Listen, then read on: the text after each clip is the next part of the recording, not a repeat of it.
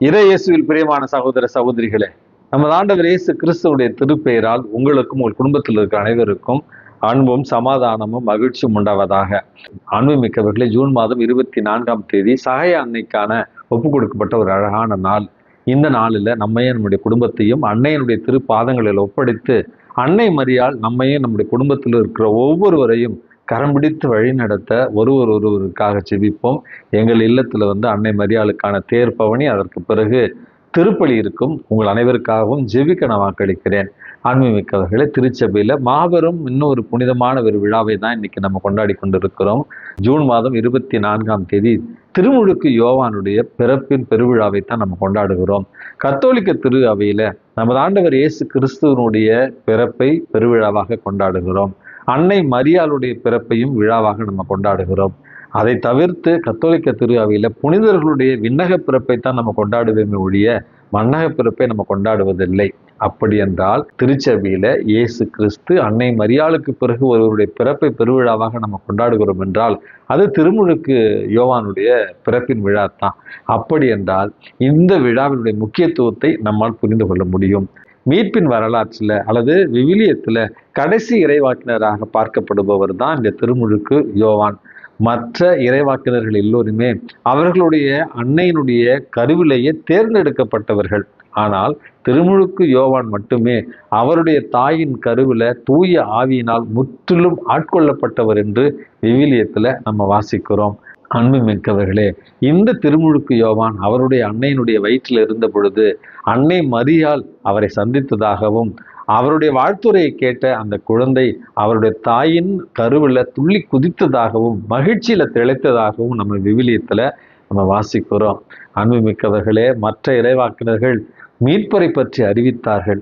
ஆனால் திருமுழுக்கு யோவான் மட்டுமே மீட்பரை பற்றி அறிவித்து அவருக்கான வழியை செம்மைப்படுத்தி அதற்கு பிறகு அவர் வந்த பிறகு அவர் சுட்டி காட்டின ஒரு இறைவாக்கினராகவும் மனிதர்களாய் பிறந்தவர்களிலேயே மிக பெரியவராக உயர்ந்தவராக நமது ஆண்டவர் இயேசு கிறிஸ்துவாலே அறிவிக்கப்பட்ட ஒரு மாபெரும் புனிதராகத்தான் இறைவாக்கினராகத்தான் திருமுழுக்கு யோவான் இருக்கிறார்.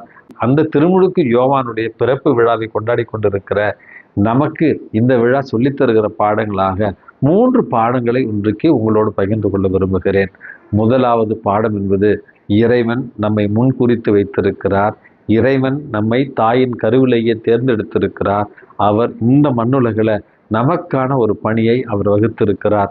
அந்த பணியை இறைவன் முற்றிலுமாக நிறைவேற்றுவார் என்பதே திருமுழுக்கு யோவானுடைய பிறப்பு நமக்கு சொல்லித்தருகிற அழகான ஒரு பாடம். இவருடைய தந்தை இன்றைக்கு நற்செய்தி வாசகத்துல என்ன பெயரிட வேண்டும் என்று அவர் கேட்ட பொழுது இந்த பிறப்பின் முன்னறிவிப்பிலேயே நம்ம புரிந்து கொள்ளலாம். இவருடைய தந்தை ஆலயத்துல தூபம் காட்டுகிற ஒரு பணியில் இருந்த ஒரு குரு. அன்புமிக்கவர்களே, இறை வார்த்தை அல்லது திருமுழுக்கு யோவானுடைய பிறப்பு அறிவிக்கப்பட்ட பொழுது கொஞ்சம் நம்புவதற்கு தயங்கிய ஒரு காரணத்தினால் அவருடைய நா கட்டப்பட்டது.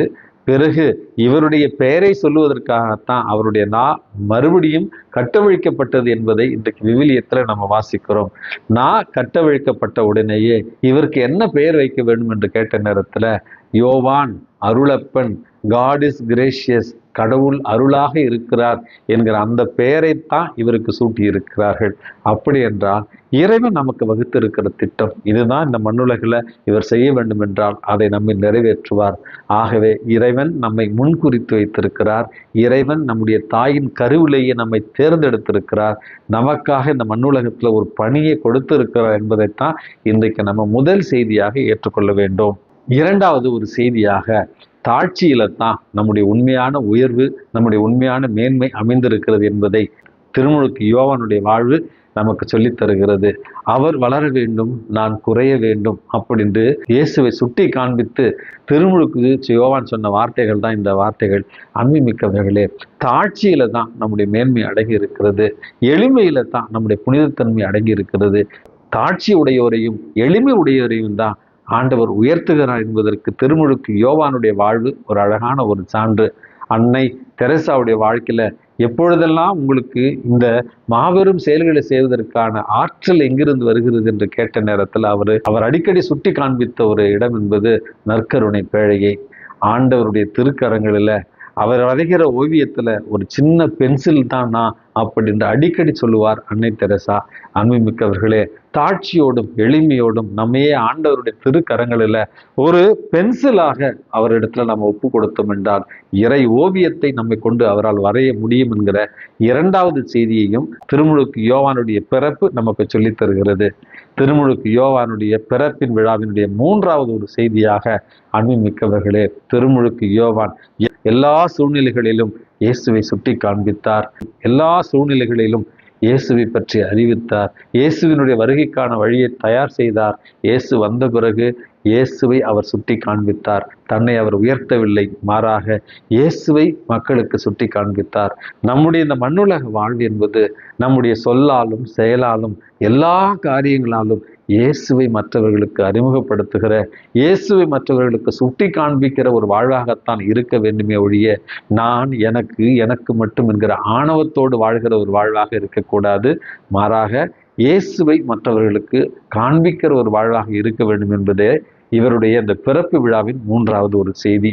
திருமுழுக்கு யோவானுடைய இந்த பிறப்பு விழாவில் நாம தாட்சியோடும் எளிமையோடும் இறை திட்டத்தை உணர்ந்து இயேசுவை எல்லா சூழல்களிலும் எல்லோருக்கும் காண்பித்திட இறைவன் உங்களையும் என்னையும் தூண்டுவாராக.